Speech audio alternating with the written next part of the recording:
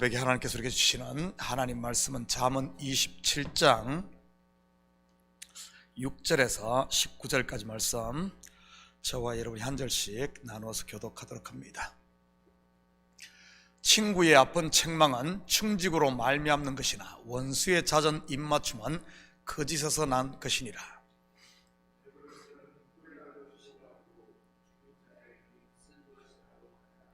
고향을 떠나 유리하는 사람은 보금자리를 떠나 떠도는 새와 같으니라.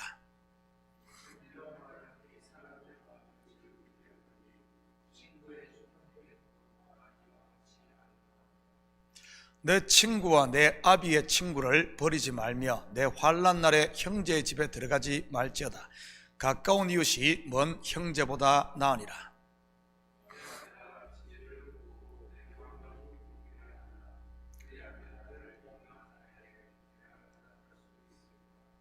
슬기로운 자는 재앙을 보면 숨어 피하여도 어리석은 자들은 나가다가 해를 받느니라.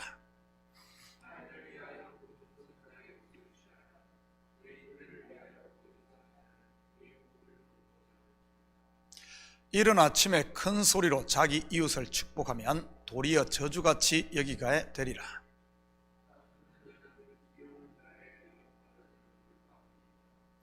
그를 제어하기가 바람을 제어하는 것 같이 오른손으로 기름을 움키는 것 같으니라.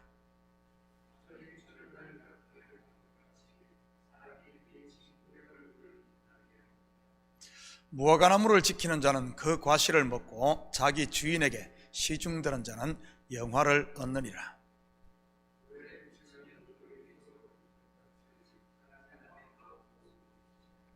아멘. 좋은 아침입니다. 제가 이번에 한국에 가서 놀란 것이 하나 있습니다.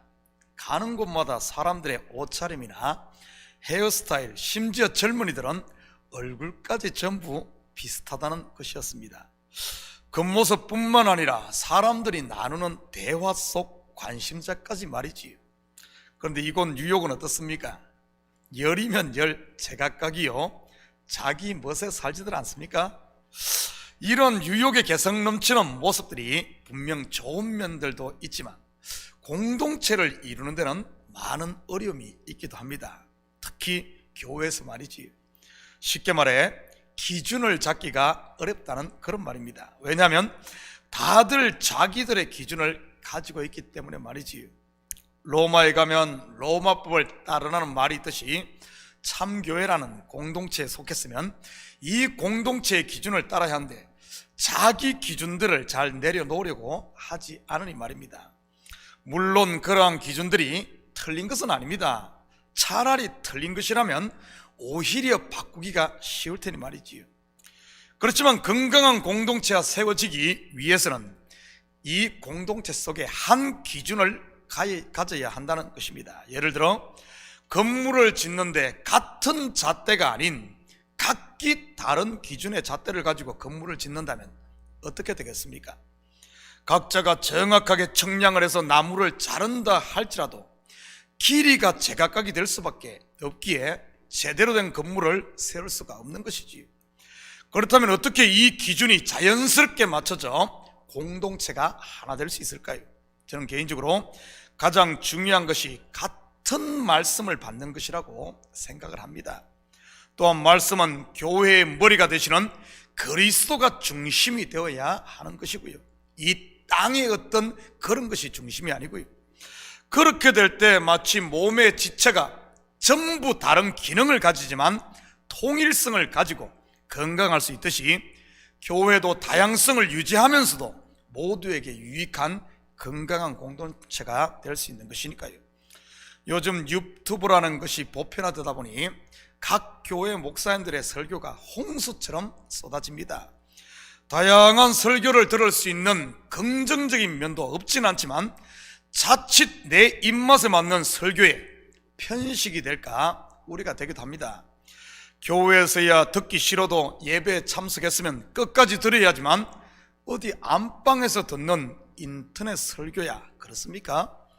조금만 마음에 거슬려도 채널을 돌릴 게 틀림없으니까요.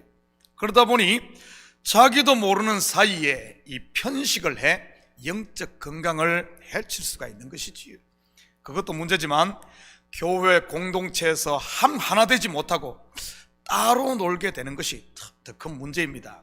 왜냐하면 자기만의 기준을 갖는 것 말이지. 혹시 여러분 가운데 그런 분이 계시다면 건강한 신앙생활을 위해 그런 인터넷 설교는 자제할 수 있기를 바랍니다. 그런 것 듣고 있을 시간에 성경을 읽고 묵상하고 교회에 나와 엎드려 기도할 수 있기를 축복합니다. 성령의 교통이 있는 말씀과 기도가 아닌 내 기분 달래주고 내 비위 맞춰주는 오락용 설교는 성도의 신앙생활에 이 덕보다는 실이 많은 것이니까요. 오늘 본문 6절입니다. 친구의 아픈 책망은 충직으로 말미암는 것이나 원수의 잦은 입맞춤은 거짓에서 난 것이니라. 사실 가까운 사람일수록 바른 충고를 해주기가 쉽지 않습니다. 왜냐하면 그러한 충고를 받을 만한 준비가 되지 않은 상태에서 했다가는 관계가 깨질 수 있는 위험 부담이 있기 때문이지요. 그럼에도 불구하고 충고나 책망을 했을 때는 그냥 한 것이 아니라는 사실입니다. 정말 아끼고 사랑하는 마음, 곧 충직으로 한 것이라는 것이지요. 하물며 이 땅에서의 친구도 이러할진대 죄인인 우리의 친구로 오신 예수님의 말씀은 어떠하겠습니까?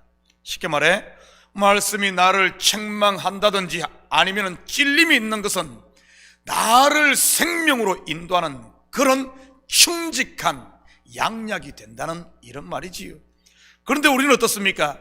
설교를 듣다 말씀을 듣다가 이 찔리면 귀를 닫든지 아니면 시험에 들지는 않습니까?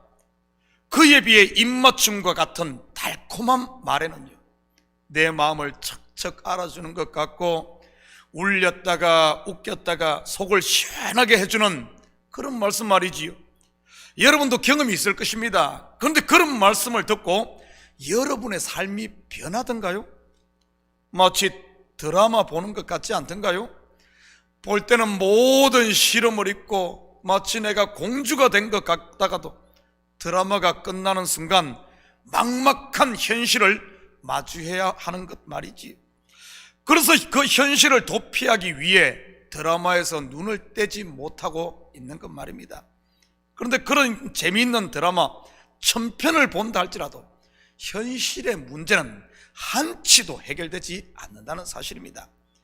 여러분, 신앙은 현실 도피가 아닙니다. 오히려 현실을 당당하게 대면하게 하는 것이지요. 그러면서 나의 실체를 발견하고 나에게 소망을 두지 않고 하나님을 의지하게끔 하는 것이 신앙입니다. 그래서 내 속에 있는 옛사람 나를 버리고 그리스도로 거듭난 새 사람으로 세워지는 것 말이지요. 다시 말해 내 기준에서 하나님의 기준으로 가게 되는 겁니다. 이렇게 될 때 공동체와 연합하게 되고 함께 유기적으로 움직이게 되는 것이지요. 서로를 이해할 수 있고 서로 협력할 수 있고 때로는 자기 것을 내려놓으면서 말입니다. 17절입니다. 철이 철을 날카롭게 하는 것 같이 사람이 그의 친구의 얼굴을 빛나게 하느니라. 철을 날카롭게 할 때 보면 금강석으로 갈든지 아니면 불에 달고 해머로 때려서 날카롭게 합니다. 그런데 두 경우 다 그냥 철이 날카롭게 되지는 않습니다. 한쪽을 날카롭게 하기 위해서는 반드시 그 반대편 철도 닳게 되는 것이지요. 사람도 마찬가지로 사람을 통해 연단되고 함께 성숙되어 간다는 그런 말입니다. 저도 목회를 하며 성도들로 인해 시험을 거치다 보면 성도들 뿐만 아니라 저 또한 영적으로 성숙되어 가는 이런 모습을 발견하게 됩니다. 참목장 리더도 마찬가지고요. 누구는 쎄빠지게 헌신만 하고 누구는 받기만 하는 것이 아니라는 사실입니다. 어떤 사람은 섬기면서 자기가 성숙되어 가고 어떤 사람은 받으면서 성숙되어 가는 것입니다. 마치 자녀를 낳아 키우는 부모처럼 말이지요. 부모는 자식을 위해 희생만 하고 자식은 받기만 합니까? 전혀 그렇지 않습니다. 부모는 희생하면서 기쁨과 보람을 누리고 또한 정신적으로나 영적으로 어른이 되어가고 자식들 또한 받으면서 성장하는, 함께 성장하는 것이 바로 이 부모와 자녀가 아닙니까? 다시 말해 자기에게 주어진 역할 곧 사역을 감당함으로 말이지요. 그래서 하나님께서 교회를 공동체로 부른 것이고요. 그런데 안타깝게도 이 시대 성도들이 자기의 역할을 회피하려고 하고 점점 모이기를 멀리하려고 하는 것을 보게 됩니다. 그런 분들의 이야기를 들어보면 가장 큰 이유 중 하나가 교회에 가면 사람들로 인해 부딪히고 시험에 들기 때문에 안 간다고들 하지요. 그러면서 혼자 집에서 인터넷으로 예배를 잘 드리고 있으니 그냥 내버려 두라고 하는 분들이 의외로 많습니다. 여러분, 그것 거짓에 속고 있는 겁니다. 히브리서 10장 24절 25절입니다. 서로 돌아보아 사랑과 선행을 격려하며 모이기를 피하는 어떤 사람들의 습관과 같이 하지 말고 오직 권하여 그날이 가까움을 볼수록 더욱 그리하자. 기억하시기 바랍니다. 편한 게 아니고 좋은 게 다 좋은 게 아님을 말이지요. 사람은 서로 부딪힘을 통해 서로를 빛나게 하고 서로를 키워준다는 사실을 알아야 합니다.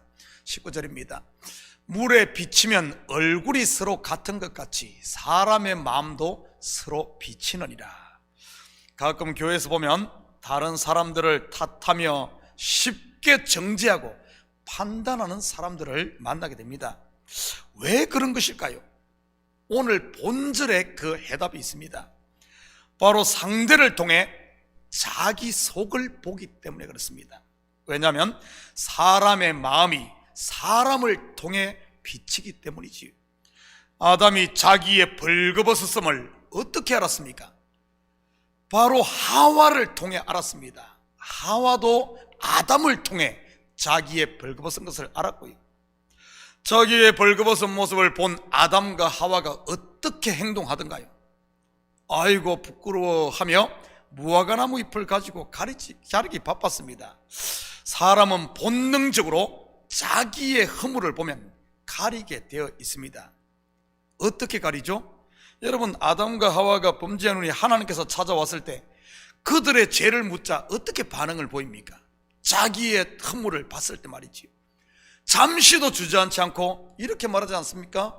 죄 때문이야. 죄 때문이야. 무슨 말입니까? 사람은 자기의 허물을 보면 바로 어떤 반응이 나오는가 하면 나도 모르는 사이에 죄 때문이야 하며 남을 탓하고 남을 정죄하고 판단하게 돼 있습니다. 누구나 똑같아요. 자기를 보는 순간 그렇게 나오는 게 자기의 허물로. 그래서 남 탓을 하고 정죄하는 것이고요. 상대를 통해 자기를 보기 때문에 말입니다. 그거 가리려고. 본문의 말씀처럼 사람의 마음이 서로 비치기 때문에 말이지요. 혹시 여러분 눈에 다른 사람의 허물이 보입니까? 남 탓하고 정죄하지 마시고 십자가 앞에 엎드릴 수 있기를 축복합니다. 백날 남을 탓해봤자 자기의 입만 아프고 마음만 상하고 내 허물은 가려지지 않으니까 말이지요. 이러한 모습은 마치 입만 무성한 무화과나무와 같다고 할 수 있습니다. 그럼 무화과나무 어떻게 됩니까? 결국은 말라버리지 않습니까? 다시 말해 허물이 아무리 가려도 남 탓하며 가려도 다 드러난다는 그런 말이지. 그렇지만 십자가 앞에 엎드리게 되면은요, 내 속에 있는 돌이 이제는 굴러가게 되고 내가 죄인이었구나 고백할 때 내 속에 있는 이런 허물들은 봄눈처럼 사라지고 우리 마음의 옥토가 되는 겁니다. 예수 그리스도의 보혈의 피로 씻김받아 내가 가려진다는 사실이지요. 이러한 옥토에서만 100배, 60배, 30배의 결실을 할 수 있는 것이고요. 사랑하는 성도 여러분, 하나님께서 복으로 주신 교회 공동체를 소중히 여기시고 모이기에 힘쓰고 서로를 통해 그리스도의 장성한 분량에 이르는 이런 신앙의 성숙을 통해 하나님이 기뻐하시는 열매들을 풍성하게 맺어 오늘도 하나님께 기쁨이 되는 이런 복된 삶을 누리시기를 예수님의 이름으로 축복합니다. 같이 기도하십시다. 사랑의 아버지 하나님, 참으로 감사드립니다. 이 새벽도 깨우시고 우리를 주님 앞에 세우게 하시니 참으로 감사를 드립니다. 우리의 허물이 있습니까?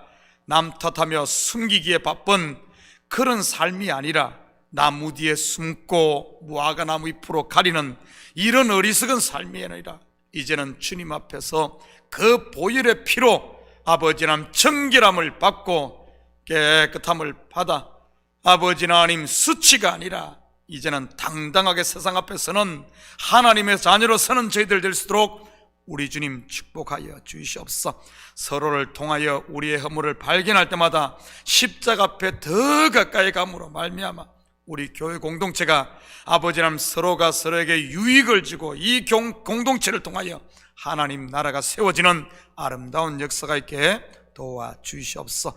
이 새벽에도 우리의 마음을 쏟아놓을 때마다 주님 아버지 하나님 우리를 정결케 하시고 우리의 기도가 주님 앞에 온전히 연락되며 하나님의 기쁨이 되는 시간 될 수 있도록 축복하여 주시옵소서. 감사드리며 예수님의 이름으로 기도드립니다. 아멘.